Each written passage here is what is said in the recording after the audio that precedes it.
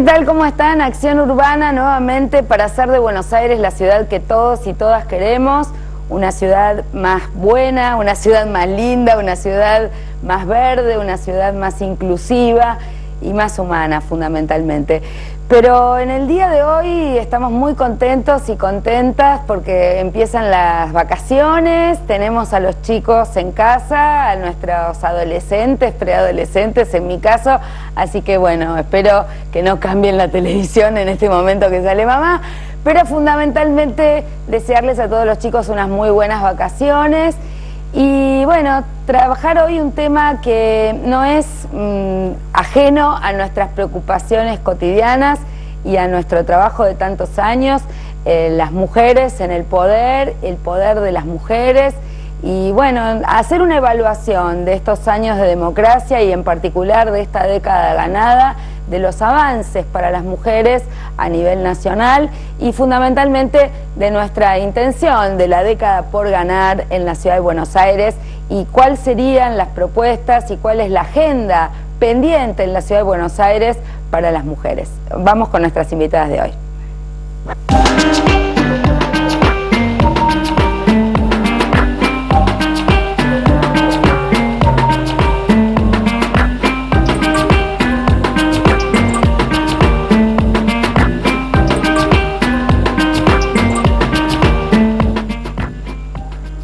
Bueno, nos acompaña Emma Lebosec, de Carta Abierta, de la Comisión de la Mujer. También está con nosotros Cristina Villanueva, de la agrupación también Carta Abierta, de la Comisión de la Mujer. Emelina Alonso, que es del Frente de Mujeres de Nuevo Encuentro. Y Luciana Moreno, de la corriente política y social La Colectiva. Bueno, militantes del movimiento de mujeres, feministas, que integran nuestro espacio de Unidos y Organizados, y bueno, con agendas importantes en danza y en discusión.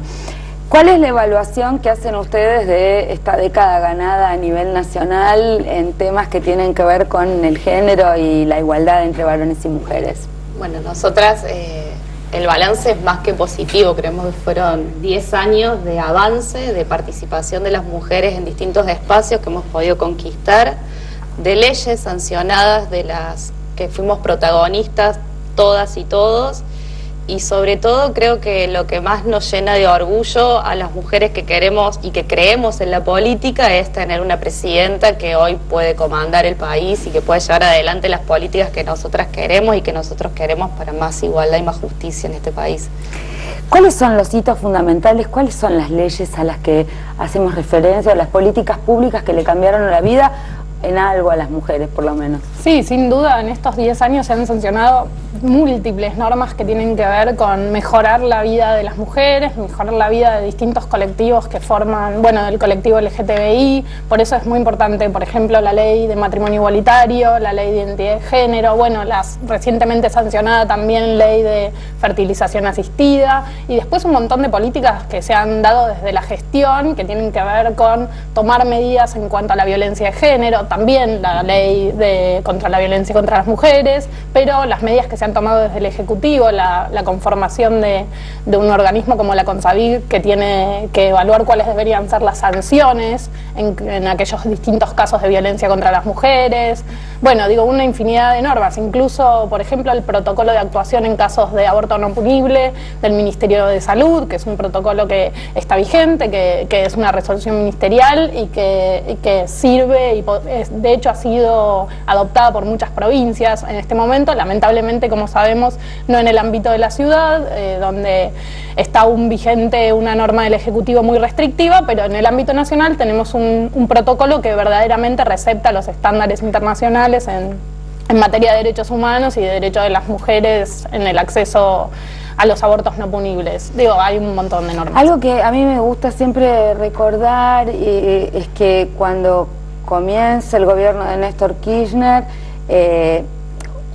Juliana Di Tulio, que estaba en Cancillería al frente del organismo de la mujer y que ahora, bueno, celebramos todas que esté al frente del bloque del Frente para la Victoria, estaba como responsable y junto con en aquel momento la viceministra de Salud, fueron en todos los organismos internacionales levantando los corchetes y las restricciones que había hecho el gobierno menemista en relación a educación sexual, en relación a salud sexual y reproductiva, en relación a aborto, porque como decíamos, las veo ustedes, me acuerdo de Cecilia Lipsic y todas las feministas de vieja talla, decíamos, bueno, que todos nuestros derechos estaban encorchetados por el Vaticano y por Menem.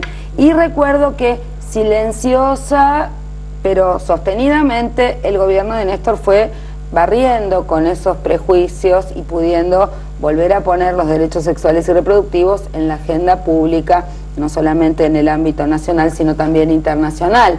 Pero, ¿cuáles son las políticas que ustedes destacan de la década ganada como los mayores avances para las mujeres? Fíjate que es muy interesante lo que vos decís, María José, porque cuando uno habla directo, es como que estamos naturalizando en esta década todo lo que pasó.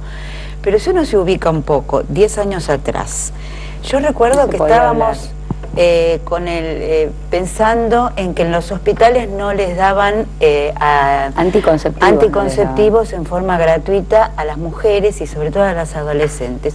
En un momento dado tuvimos que dejar esa lucha a las que estábamos en eso, porque incluso lo que teníamos que pensar es cómo darle de comer a los chicos que venían a comer a las escuelas, que era la lucha por el hambre, contra el hambre. Entonces, lo que se ha ganado, tenemos que contextualizarlo un poco en la década ganada. De hecho, la asignación universal por hijo, que es por supuesto un derecho de los niños y de las niñas, en términos de las mujeres, es de un impacto revolucionario para una mamá, que además lo cobran ellas, y además le cambió la vida a muchas familias en cuanto a salir de la pobreza o salir de la exclusión, empezando por los que más debemos cuidar, que son los niños y las niñas, una preocupación central de las mujeres, ¿no? Y el impacto simbólico que también todas las políticas que empezaron con el kirchnerismo, porque por ejemplo, cuando hubo en la Suprema Corte de Justicia mujeres, por primera vez en esa década. Bueno, una presidenta mujer, elegida, reelecta, es decir, eso también fue una habilitación política que genera el propio Kirchner, porque yo me acuerdo de los debates con Moyano no la quería de candidata a Cristina, y había resistencias, no era así de sencillo que... y el hecho fundacional de que Kirchner resuelva, a pesar de que él tenía los votos como para ser reelecto, habilitar que su compañera, su par, en la vida privada y en la vida pública, una par, fuera la candidata, eso también en sí mismo fue de un simbolismo muy, muy potente, ¿no? Y además creo que Cristina figura como una importante figura de identificación para los niños, para las niñas que antes, por ejemplo, no tenían en su repertorio de qué vas a hacer cuando seas grande, presidenta o fotógrafa o otras miles de cosas que en este momento normalizado, naturalizado. Y además que Cristina tiene la figura de una presidenta muy valiente, que va más allá de lo que muchos piensan que es lo establecido, y eso es importante, ¿no? Porque la valentía de las mujeres muchas veces no se ha destacado, aunque fueron las mujeres en este país, como las madres de Plaza de Mayo, las abuelas, las que han puesto el cuerpo valientemente. Ahora, ¿se puede hacer un análisis de género de lo que sucede más allá de los intereses económicos o mediáticos del poder en relación al trato a Cristina por parte de los medios o por parte de otras fuerzas políticas? Para mí sí. Sí, sin duda ahí hay una disputa y hay, bueno, violencia también, ¿no? Violencia simbólica y violencia ejercida desde los medios de comunicación, y una tendencia común de los medios a ubicarla a Cristina en lugares sexistas y misóginos. Recordamos la etapa de noticias de fines del año pasado, ¿no? O principios de este año, digo, y otra situación, digo, y las constantes críticas que se le hacen y que se le han hecho, que tienen que ver con si compra usar determinados zapatos en determinado lugar, en vez de, eso es como donde la buscan encasillar los medios, que es violencia, frente a todas las políticas que justamente recién hablábamos, incluso ser una líder internacional. Y políticos, digamos, también que la ubican, la crítica que le hacen muchos está puesta es que está loca, que es una desquiciada, digamos, como para no era la bruja detrás del trono de Néstor, después era la títere de Néstor cuando él estaba en el gobierno. Después, si se había muerto Néstor, tenía que tener un amante, porque si no le inventaban un amante, si era el vice, el amante, si era el joven viceministro de Economía. Hemos visto sugestivas planteos, presentaciones, propuestas, y no es un tema solo con ella, porque también era si Bachelet era lesbiana o no era lesbiana, si tienen pareja o no tienen pareja, si Angela Merkel tiene escote. Una de estas grandes estadistas, como la presidenta de Brasil, la presidenta que estuvo en Chile, Bachelet, todas sufren como un plus, más allá de toda la oposición política que puedan tener por su gestión. El plus es ser mujeres. Sí, en vez de ser reconocidas como estadistas, ¿no? Está bueno, me parece, usar esa palabra y asociarla a estas mujeres. Son mujeres que son estadistas y son líderes. Bueno, vos fíjate que yo he estado en estos años, a veces por cuestiones del INADI, a veces por cuestiones del movimiento de mujeres, en reuniones internacionales muy importantes. Recuerdo una, estuvimos con Mariana Carvajal en Estambul, donde mujeres economistas y mujeres de primer nivel internacional tenían sus ojos puestos en esta América Latina que, como dijo Lula el otro día cuando vino, con estas 2 mujeres, 3 mujeres, esperemos que pronto con Bachelet, están cambiando la dinámica de las relaciones políticas regionales y incidiendo, aunque sea de manera diezmada por posiciones de derecha globales, pero tratando de incidir y de dar una batalla al interior del G20, por ejemplo, ¿no? Cristina y Dilma diciéndole a Obama o a Sarkozy que sus modelos estaban fracasando, que no era por derecha por donde iban a encontrar las soluciones, sino que hay que darle vuelta de página.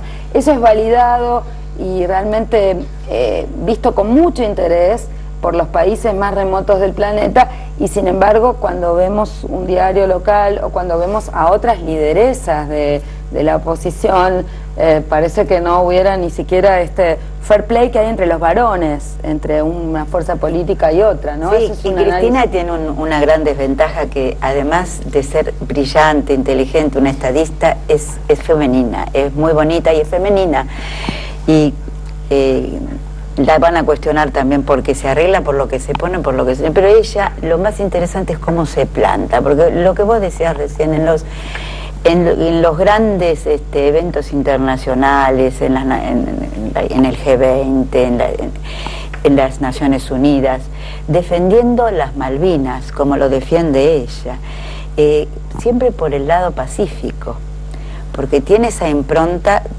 de ser mujer, ¿no? Ella, yo creo que como cualquiera de nosotras, lo vemos desde el lado por el lado de la paz. Mira, ella dice que no es feminista, pero nosotros estudiamos en Flaxo, yo trabajé mucho con Beatriz Schmuckler, una gran feminista teórica, y con Cecilia Lipsig, nuestra amiga, teníamos siempre esas frases de que hay, incluso en las mujeres de niveles socioeconómicos muy bajos, que no se aproximaron desde un abordaje teórico al feminismo, hay un feminismo práctico, es decir, sus actitudes de ruptura dan cuenta de una mirada y de una visión sobre los hechos donde prácticamente, es como Evita era feminista, bueno, si se la mira desde la biblioteca, que le pasaba con el filtro a que fuera anticlerical o qué sé yo, probablemente no lo fuera, pero en la práctica su postura y su posición es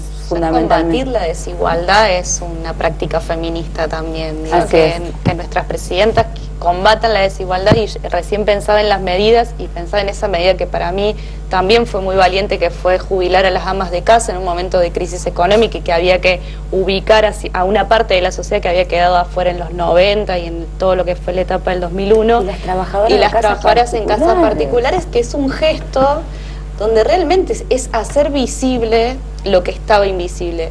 Digo, que Néstor haya puesto a Cristina también a ser candidata, es hacer visible la práctica de una mujer militante que puede conducir un país.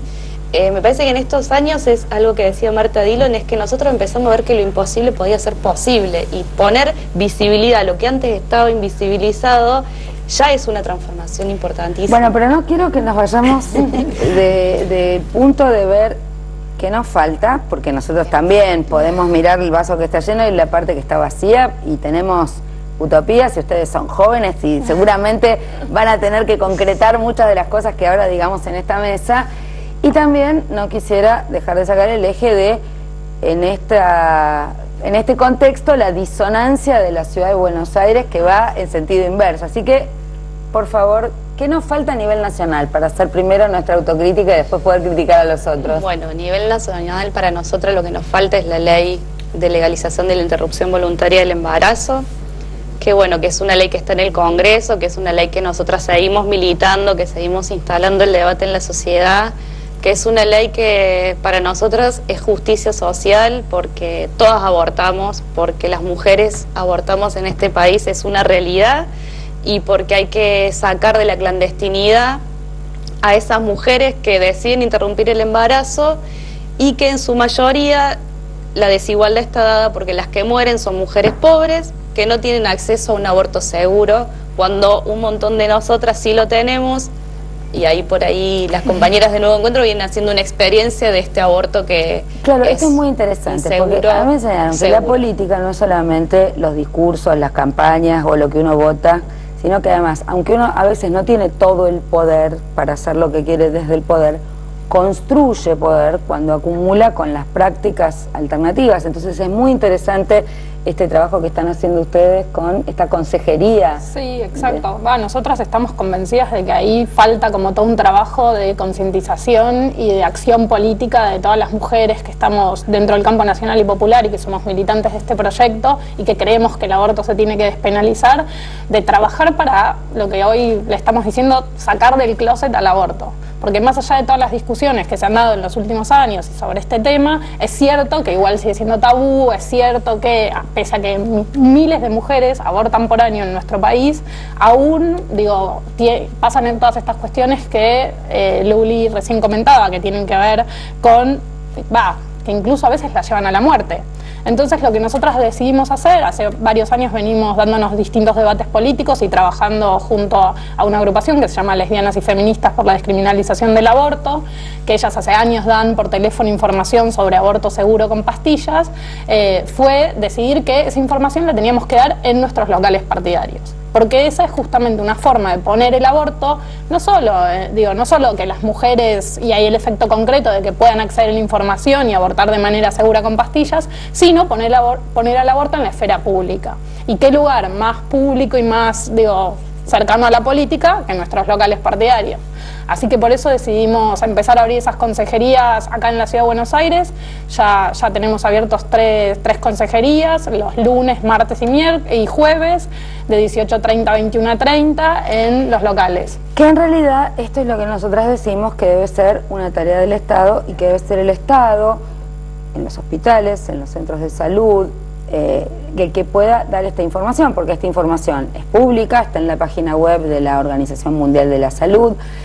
Nosotros no tenemos ninguna intervención médica porque no somos médicas ni estaríamos en condiciones de hacerlo, y por supuesto siempre recomendamos que toda persona, aún con un método anticonceptivo, se asesore, tenga su consulta con su ginecólogo, pero las personas tienen derecho a saber en qué casos es legal o es ilegal la interrupción voluntaria del embarazo en la actual legislación, y también tienen derecho a saber los diferentes métodos que hay de interrupción voluntaria del embarazo y cómo una interrupción voluntaria guiada médicamente con pastillas es mucho más leve en consecuencias o en digamos colateralidades que otro tipo de intervenciones, y saber esto es importante, y ese es el derecho que se difunde. Sí, ¿no? Y ahí agregar una cosa que de hecho es que nosotros donde somos gestión, que es en el municipio de Morón, venimos haciendo eso. Los centros de atención primaria de la salud del municipio de Morón dan consejería a mujeres en situación de aborto. Dan la misma información sobre cómo abortar con pastillas. O sea, estamos convencidas desde la gestión y desde nuestra práctica militante en los espacios donde estamos que las mujeres tienen que poder acceder a esa información información. Esto sería muy importante que todas las personas interesadas nos contacten. Nosotros tenemos una comisión de género de Unidos y Unidas Organizadas a las que todas pueden participar y están invitadas, y sobre todo si hay amigas en otras partes del país, en otros municipios, o sobre todo mujeres intendentas o intendentes abiertos a captar esta dinámica, nos parece que es interesante hacer estas interconexiones y fases, porque no hay que esperar a que se cambie la ley para que muchas muertes puedan ser evitadas, ¿no? Es importante también tener en cuenta cómo ha sido regresiva la actividad en la ciudad de Buenos Aires, y cuando las mujeres vayan a votar tengan en cuenta que si están votando el PRO, están votando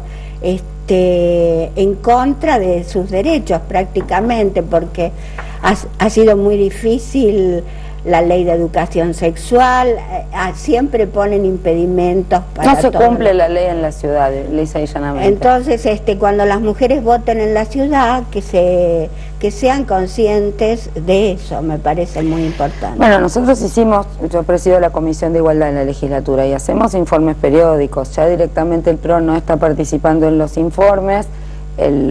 Prácticamente se convirtieron en contrainformes firmados por los legisladores de la oposición que formamos parte de esa comisión, y fundamentalmente hay retraseos para los presupuestos en materia de salud sexual y reproductiva. El ítem educación sexual desapareció del presupuesto de la ciudad, que antes existía. Cuando criticamos que era poco, la respuesta al año siguiente fue eliminarlo, de manera tal que no lo podamos ni mencionar. Pero ¿qué otras cosas creen ustedes que faltan en la ciudad de Buenos Aires, más allá de este déficit tan grave, el veto de la ley de aborto legal, que fue terrible? ¿Qué otras cosas están faltando en la ciudad de Buenos Aires en términos de igualdad entre varones y mujeres? A mí me parece que también hay una gran diferencia entre el discurso y la acción, como vos decías hace un rato. Si no, nuestra compañera Cecilia Lipsi, nosotros a la Comisión de Carta Abierta de Políticas de Género le pusimos el nombre, te quería contar, María José, sí, porque sé que es muy cara a tus sentimientos. Le pusimos el nombre de Cecilia Lipsi y queremos acuñar una frase que ella siempre decía, que es: no hay militancia sin ideas, ni ideas sin militancia. O sea, todas las leyes que las chicas las veo tan jóvenes y realmente me encanta compartir la mesa con ustedes, ver ese impulso, esa seguridad, esas convicciones, realmente me... Estamos haciendo el trasvasamiento generacional, que es energizante para nosotras. Sí. Entonces digo, pero ¿cuántas leyes hay que tienen el título y que a la hora de aplicarse, al estar en instituciones tan encorsetadas, depender de ellas, mucho falta en la justicia? Este es un tema que tenemos que hablarlo.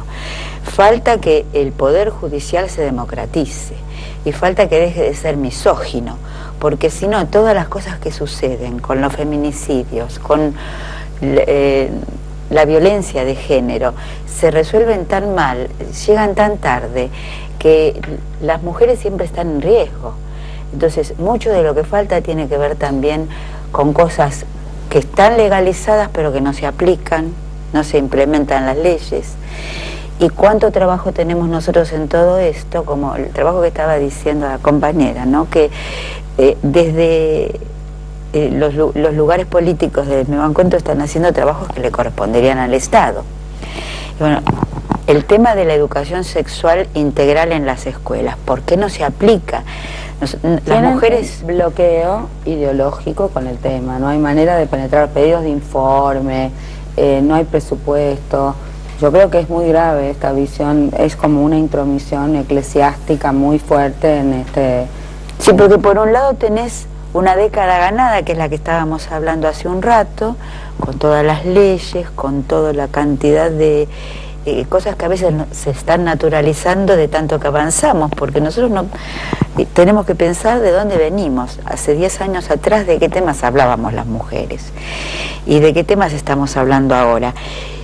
Y yo creo que es un tema para destacar, esa formación que tienen, y esto ojalá se hiciera más extensivo, más masivo, y tienen que ver también... No, hay mucho ímpetu militante juvenil, femenino, masculino, pero como muchas de nosotros sabemos también se tarda en llegar a la temática de género. No es que toda militante secundaria nace con esta perspectiva.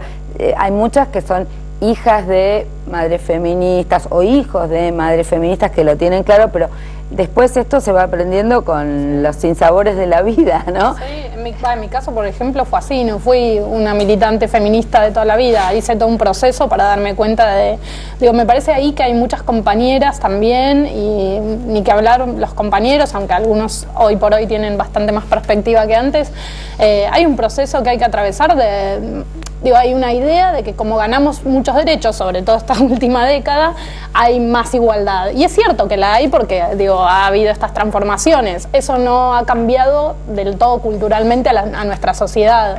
Y hoy por hoy todavía un montón de compañeras y la sociedad misma aún no se ha deconstruido lo suficiente para darse cuenta de que todavía hay un montón de restricciones en el acceso a nuestros derechos. Y eso en la ciudad de Buenos Aires es paradójico, ¿no? Porque es la ciudad donde, además de tener todas esas leyes nacionales, tenemos una serie de leyes de la ciudad que son muy buenas, como por ejemplo la ley de educación sexual y demás, y sin embargo no son aplicadas desde la gestión, y sin embargo aún cuando se adoptan medidas como, no sé, desde la policía metropolitana, el botón antipánico en los casos de violencia, no funciona bien porque la policía metropolitana después no entra en los barrios. Nosotras estamos trabajando en el barrio Fátima y los casos donde se ha utilizado y que lo tienen no está funcionando. Entonces, claro, no es solamente la tecnología, sino todo el contexto para contener y resolver los problemas. Una mirada integral y con perspectiva de género, que cruce y con presupuesto desde ya, si no... Yo tengo que despedirla porque estamos, ya terminó, se hizo rápido el rato de charla. Les quiero agradecer mucho,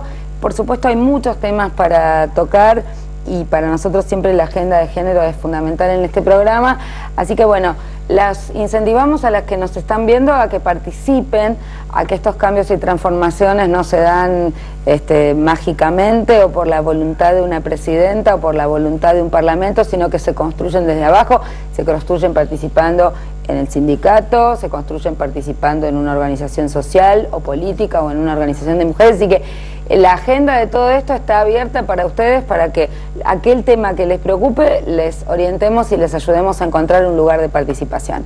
Muchas gracias, hasta la semana que viene, y espero que en las próximas elecciones podamos tener más mujeres en lugares de poder, más mujeres en lugares de decisión, con perspectiva de género, para hacer realidad estas ilusiones y estas utopías. Chao, hasta la semana que viene.